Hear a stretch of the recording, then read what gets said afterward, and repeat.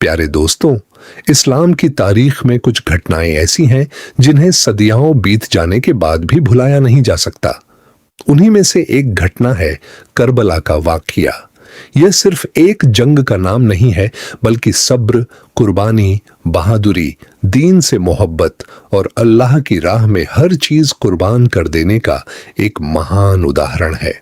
जब भी मुहर्रम का महीना आता है, मुसलमानों के दिलों में करबला की यादें ताजा हो जाती हैं। ये वही महीना है जिसमें नबी करीम सल्लल्लाहु अलैहि वसल्लम के प्यारे नवासे, जन्नत के नौजवानों के सरदार हजरत इमाम हुसैन रजी अल्लाहु अन्हु ने अपने परिवार और साथियों के साथ दीन की खातिर अपनी जान कुर्बान कर दी। हजरत इमाम हुसैन रजी अल्लाहु अन्हु का जन्म 4 हिजरी में मदीना मुनव्वरा में हुआ। आप हजरत अली रजी अल्लाहु अन्हु और हजरत फातिमा रजी अल्लाहु अन्हा के बेटे थे। आप नबी करीम सल्लल्लाहु अलैहि वसल्लम के नवासे थे और रसूलुल्लाह सल्लल्लाहु अलैहि वसल्लम को आपसे बहुत मोहब्बत थी। कई हदीसों में इमाम हुसैन रजी अल्लाहु अन्हु की फजीलत बयान की गई है। नबी करीम सल्लल्लाहु अलैहि वसल्लम ने फरमाया, हसन और हुसैन जन्नत के नौजवानों के सरदार हैं। रसूलुल्लाह सल्लल्लाहु अलैहि वसल्लम अक्सर हजरत हसन और हजरत हुसैन रज़ियल्लाहु अन्हुमा को अपने कंधों पर बैठाते, उन्हें प्यार करते और उम्मत को भी उनसे मोहब्बत करने की ताकीद फरमाते। नबी करीम सल्लल्लाहु अलैहि वसल्लम के इंतकाल के बाद इस्लामी खिलाफत का दौर शुरू हुआ। हजरत अब्बू बकर रजी, हजरत उमर रजी, हजरत उस्मान रजी और हजरत अली रजी ने खिलाफत की जिम्मेदारी निभाई। इसके बाद मुसलमानों के हालात में कई बदलाव आए। हजरत अली रजी के इंतकाल के बाद हजरत अमीर मुआविया रजी अल्लाहु अन्हु मुसलमानों के खलीफा बने। उनके द्वार में इस्लामी सल्तनत काफी विस्तृत हुई और लंबे समय तक अमन कायम रहा। 60 हिजरी में हजरत अमीर मुआविया रजी का इंतकाल हो गया। उनके बाद उनके बेटे यजीद को शासक घोषित किया गया। इसी समय से वह घटनाएं शुरू हुई जो आगे चलकर करबला के दुखद वाकये का कारण बनी। उस दौर में कई बड़े सहाबा और अहले बैत के कुछ लोगों ने यजीद की बैत करने में एहतियात बरती। उन्हीं में हजरत इमाम हुसैन रजी अल्लाहु अन्हु भी शामिल थे। इसी दौरान कूफा के बहुत से लोगों ने हजरत इमाम हुसैन रजी अल्लाहु अन्हु को लगातार खत लिखने शुरू किए। इन खतों में लोगों ने उनसे कूफा आने की गुजारिश की और भरोसा दिलाया कि वे उनका साथ देंगे।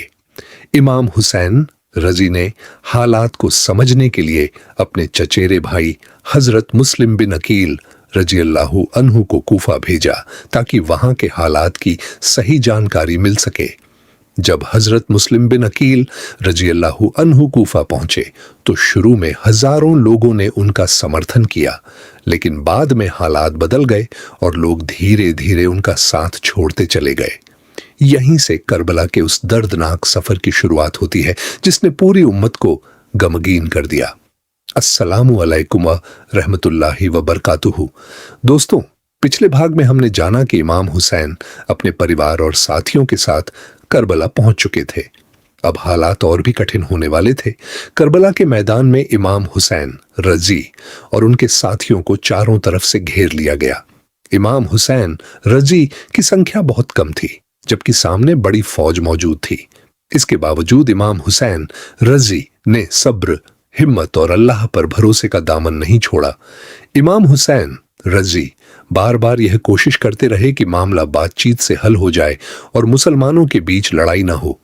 आपने कई बार समझाने की कोशिश की कि खून खराबे से बचना चाहिए, लेकिन हालात में कोई सुधार नहीं हुआ।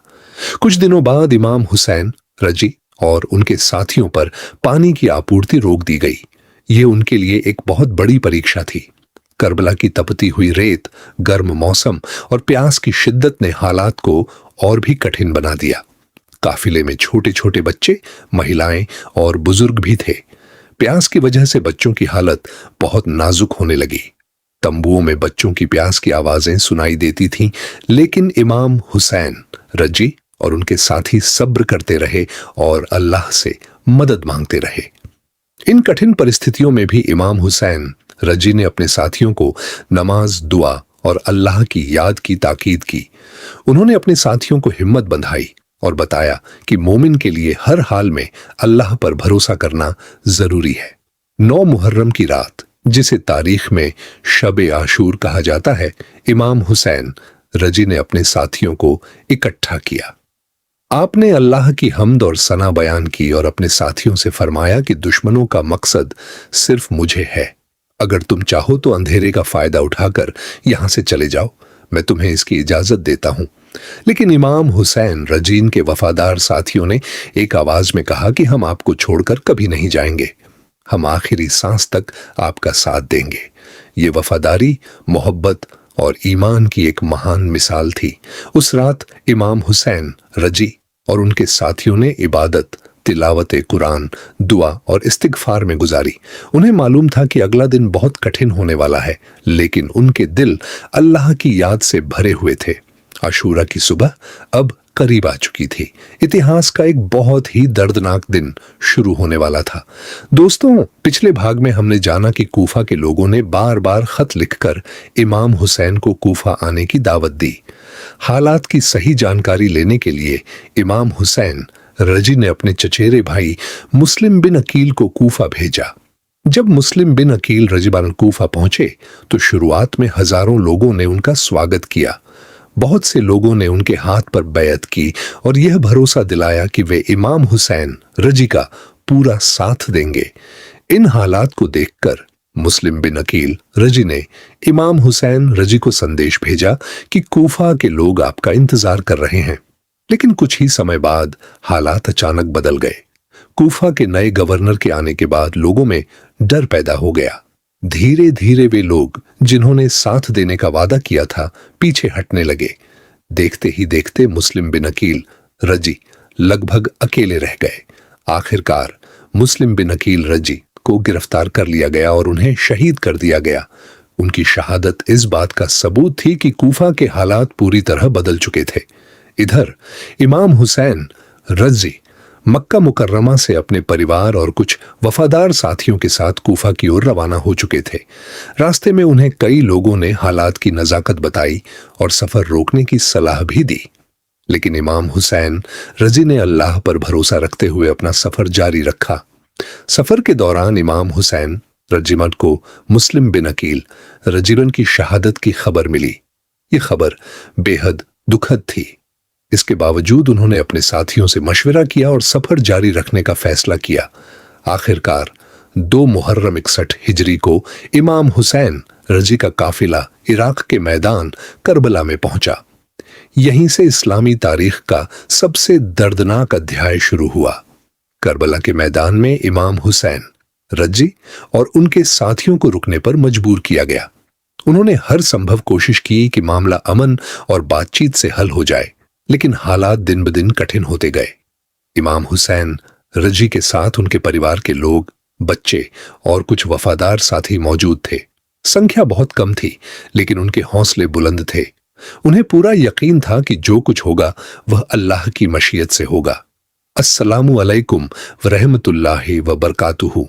दोस्तों, 9 मुहर्रम की रात इबादत, दुआ, तिलावत कुरान और अल्लाह की याद में गुजारने के बाद 10 मुहर्रम की सुबह यानी आशूरा का दिन शुरू हुआ। ये वही दिन था जो इस्लामी तारीख में हमेशा के लिए यादगार बन गया। सुबह होते ही इमाम हुसैन ने अपने साथियों को नमाज की तैयारी करने के लिए कहा। तमाम कठिन हालात के बावजूद नमाज की अहमियत कम नहीं हुई। प्यास, गर्मी और चारों तरफ दुश्मनों की मौजूदगी के बावजूद इमाम हुसैन रजी और उनके साथियों ने अल्लाह के सामने सजदा किया। इससे हमें यह सीख मिलती है कि मोमिन के लिए नमाज हर हाल में सबसे अहम इबादत है। नमाज के बाद इमाम हुसैन रजी ने अपने साथियों को सब्र और इस्तिकामत की नसीहत की। आपने फरमाया कि अल्लाह पर भरोसा रखो, क्योंकि हर मुसीबत और हर आजमाइश उसी की तरफ से होती है। जो लोग अल्लाह की राह में सब्र करते हैं, अल्लाह उनके लिए बड़ा अज्र तैयार करता है। इसके बाद इमाम हुसैन रजी ने आखिरी बार सामने मौजूद लोगों को समझाने की कोशिश की। आपने उन्हें याद दिलाया कि आप रसूलुल्लाह सल्लल्लाहु अलैहि वसल्लम के नवासे हैं और मुसलमानों के बीच खून खराबा ठीक नहीं है। आपने लोगों से कहा कि वे सोचें, समझें और ऐसा कदम न उठाए जिससे उम्मत में फितना और बढ़ जाए। तारीखी रिवायतों में आता है कि इमाम हुसैन रजी ने लोगों को नसीहत की और उन्हें अल्लाह से डरने की बात कही, लेकिन हालात ऐसे हो चुके थे कि सुलह की कोई सूरत नजर नहीं आ रही थी। जब जंग शुरू होने का समय करीब आया तो इमाम हुसैन रजी ने अपने साथियों को सफबंदी करने का हुक्म दिया। आपके साथ बहुत कम लोग थे, लेकिन उनके दिल ईमान और यकीन से भरे हुए थे। उन्हें मालूम था कि संख्या कम है, लेकिन उनका मकसद सिर्फ अल्लाह की रजा हासिल करना था। करबला का मैदान तपती हुई रेत से भरा हुआ था। कई दिनों की प्यास ने बच्चों, महिलाओं और साथियों को बहुत कमजोर कर दिया था। इसके बावजूद किसी के चेहरे पर शिकवा नहीं था। हर कोई अल्लाह की रजा पर राजी था। इसके बाद जंग का आगाज हुआ। एक एक करके इमाम हुसैन रजी के वफादार साथी मैदान में उतरे।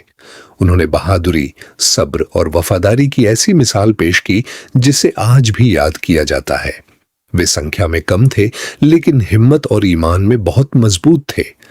कई साथियों ने शहादत का जाम पिया, लेकिन किसी ने भी इमाम हुसैन रजी का साथ नहीं छोड़ा। हर साथी आखिरी दम तक डटा रहा।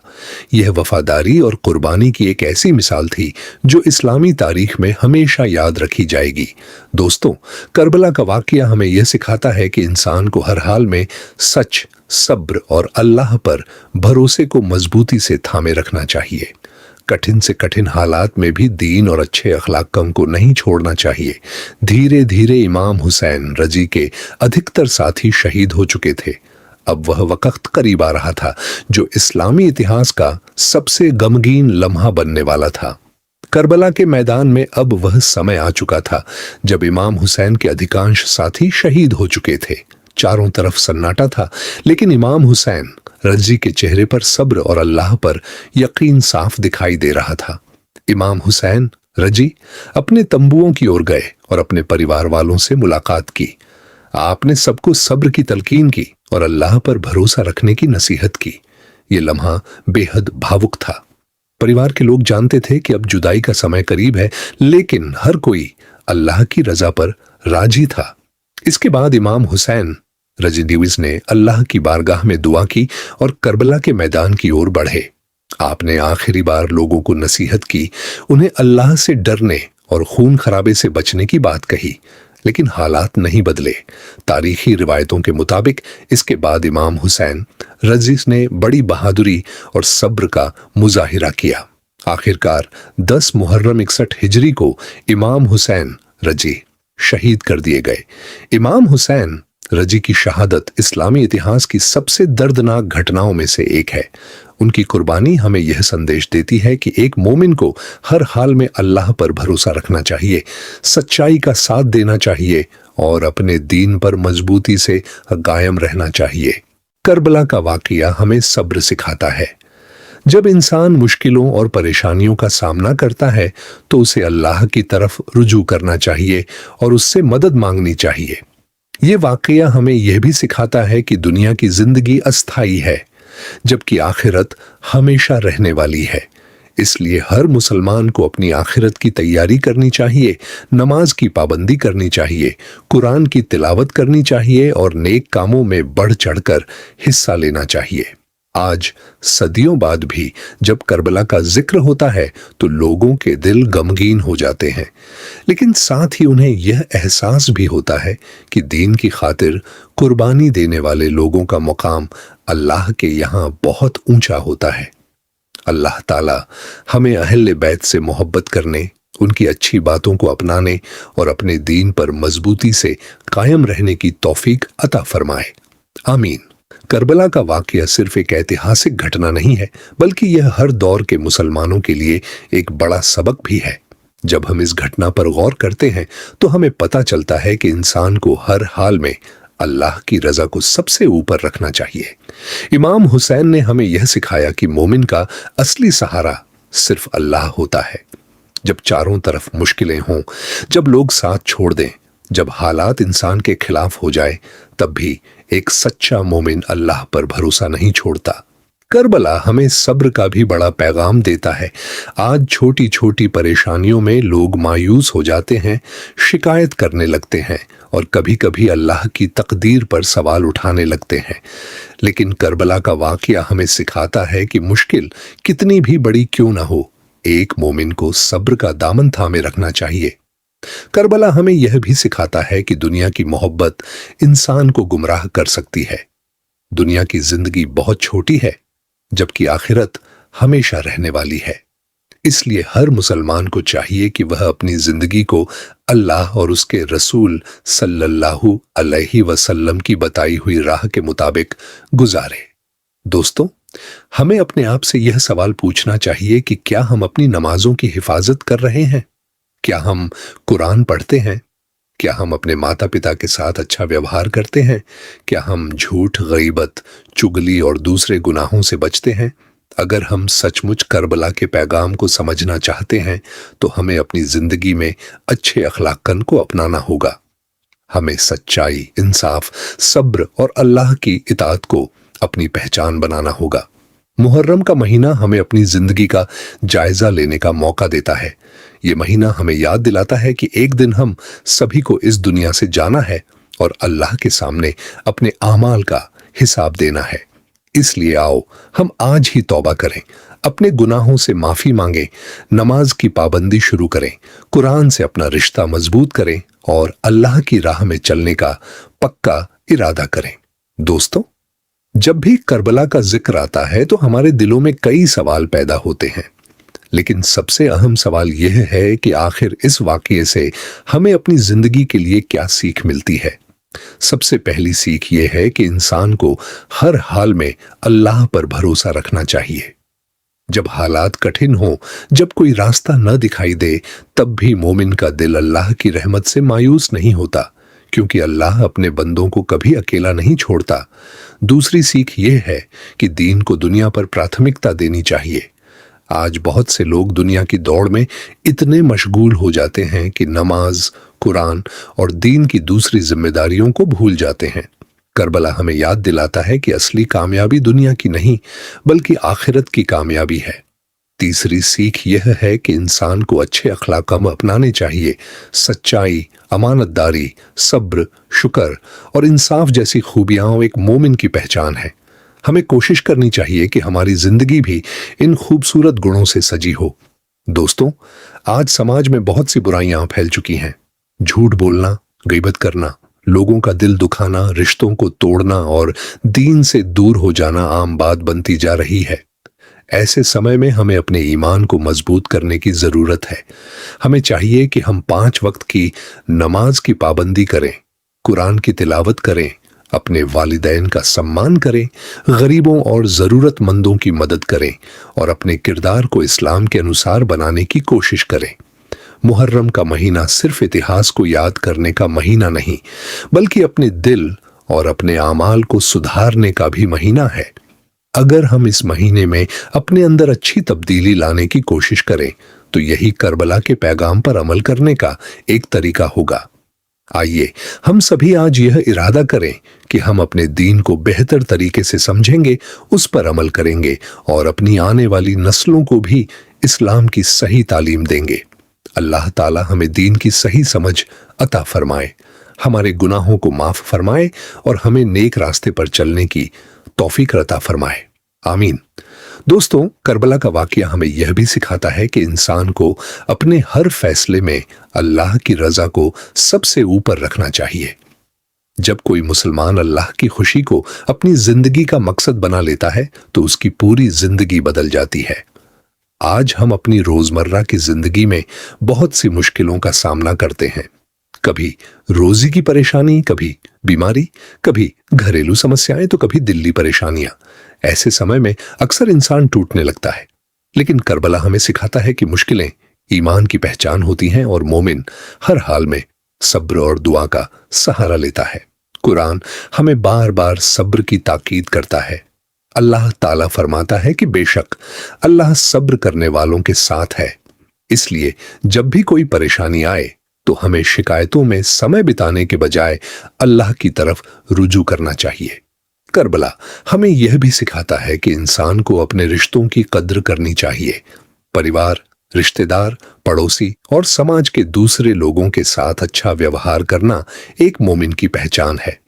नबी करीम सल्लल्लाहु अलैहि वसल्लम ने अच्छे अखलाकम को ईमान का हिस्सा बताया है। आज बहुत से लोग छोटी छोटी बातों पर रिश्ते तोड़ लेते हैं, भाई भाई से नाराज है, रिश्तेदार एक दूसरे से दूर हो चुके हैं और समाज में नफरत बढ़ती जा रही है। ऐसे समय में हमें अपने दिलों को साफ करना चाहिए, लोगों को माफ करना चाहिए और आपसी मोहब्बत को बढ़ावा देना चाहिए। इसके साथ ही हमें अपने बच्चों की इस्लामी तरबियत पर भी ध्यान देना चाहिए। बच्चों को छोटी उम्र से ही नमाज, कुरान, दुआओं और अच्छे अखलाकों की तालीम देनी चाहिए।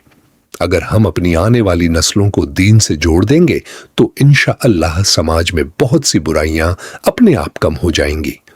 दोस्तों, हमें यह याद रखना चाहिए कि यह दुनिया हमेशा रहने वाली नहीं है। एक दिन हम सभी को इस दुनिया से जाना है और अल्लाह के सामने हाजिर होना है। उस दिन न दौलत काम आएगी, न शोहरत, न ताकत। उस दिन सिर्फ हमारे नेक अमाल ही हमारे काम आएंगे। इसीलिए हमें चाहिए कि हम अपनी जिंदगी का हर दिन इस तरह गुजारें जैसे यह हमारा आखिरी दिन हो। नमाज की पाबंदी करें, तौबा और इस्तिगफार करते रहें, कुरान की तिलावत करें और नेक कामों में बढ़ चढ़कर हिस्सा लें। दोस्तों, करबला का पैगाम सिर्फ उस दौर तक सीमित नहीं है, बल्कि यह हर दौर के इंसान के लिए एक नसीहत है। जब हम इस वाकये पर गहराई से सोचते हैं तो हमें एहसास होता है कि इंसान की असली पहचान उसके ईमान, उसके अखलाकम और उसके किरदार से होती है। आज का इंसान दुनिया की भागदौड़ में इतना मशगूल हो चुका है कि उसे अपने दीन और अपनी आखिरत की फिक्र कम ही रहती है। सुबह से शाम तक हम दुनिया कमाने में लगे रहते हैं, लेकिन क्या हमने कभी सोचा कि हम अपनी आखिरत के लिए कितना सामान जमा कर रहे हैं? करबला हमें यह याद दिलाता है कि दुनिया की जिंदगी बहुत थोड़ी है। यह दुनिया एक इम्तिहान गाह है। यहां हर इंसान को आजमाया जाएगा, किसी को दौलत से, किसी को गरीबी से, किसी को बीमारी से और किसी को खुशहाली से। लेकिन कामयाब वही है जो हर हाल में अल्लाह का शुक्र अदा करे और उसकी फरमानबरदारी करता रहे। दोस्तों, आज हमें अपने ईमान को मजबूत करने की सख्त जरूरत है। ईमान मजबूत करने का सबसे अच्छा तरीका यह है कि हम कुरान से अपना रिश्ता जोड़ें। रोजाना कुछ समय कुरान की तिलावत के लिए निकालें, उसके मानी और तफसीर को समझने की कोशिश करें और अपनी जिंदगी को उसके मुताबिक ढालें। इसके अलावा हमें अपनी नमाजों की भी हिफाजत करनी चाहिए। नमाज मोमिन और कुफ्र के बीच फर्क करने वाली चीज है। अगर हमारी नमाजें ठीक हो गईं तो इंशाअल्लाह हमारी जिंदगी के बहुत से मसले भी ठीक हो जाएंगे। हमें यह भी ध्यान रखना चाहिए कि हमारी जुबान से किसी को तकलीफ न पहुंचे। झूठ, चुगली, गाली गलौज और गीबत जैसी बुराइयों से बचना चाहिए। एक सच्चा मुसलमान वही है जिसकी जुबान और हाथ से दूसरे लोग महफूज रहे। करबला का वाकया हमें यह भी सिखाता है कि हमें अपने माता पिता की खिदमत करनी चाहिए, उनके साथ नरमी और मोहब्बत का व्यवहार करना चाहिए, क्योंकि अल्लाह की रजा माता पिता की रजा में है। आइए आज हम सब मिलकर यह अहद करें कि हम अपनी जिंदगी को इस्लाम के मुताबिक गुजारने की कोशिश करेंगे, अपने गुनाहों से सच्ची तौबा करेंगे और अल्लाह से हमेशा हिदायत की दुआ करते रहेंगे। अल्लाह ताला हमें सही रास्ते पर चलने, दीन की सही समझ हासिल करने और अपने ईमान की हिफाजत करने की तौफीक अता फरमाए। आमीन। दोस्तों, करबला का वाकया आज भी हमें यह याद दिलाता है कि इस दुनिया की जिंदगी बहुत छोटी है, जबकि आखिरत की जिंदगी हमेशा रहने वाली है। इसीलिए हर मुसलमान को चाहिए कि वह अपनी जिंदगी का जायजा ले और यह देखे कि वह अल्लाह और उसके रसूल सल्लल्लाहु अलैहि वसल्लम की बताई हुई राह पर कितना चल रहा है। आज अगर हम अपने दिलों को दीन से जोड़ लें, नमाज की पाबंदी शुरू कर दें, कुरान को समझकर पढ़ें, अपने अखलाकों को बेहतर बना लें और गुनाहों से तौबा कर लें, तो यही करबला के पैगाम को अपनी जिंदगी में उतारने का सबसे अच्छा तरीका होगा। हमें चाहिए कि हम आपस में मोहब्बत, भाईचारा और इंसाफ को बढ़ावा दें। नफरत, दुश्मनी, झूठ, गीबत और हर उस चीज से बचें जो हमें अल्लाह से दूर करती है। एक सच्चे मुसलमान की पहचान उसका अच्छा किरदार, उसका सब्र और उसका अल्लाह पर भरोसा होता है। इमाम हुसैन और अहले बैत की मोहब्बत हमारे ईमान का हिस्सा है। हमें उनके अच्छे अखलाक, सब्र, इबादत और अल्लाह पर भरोसे से सीख लेनी चाहिए और अपनी जिंदगी को बेहतर बनाने की कोशिश करनी चाहिए।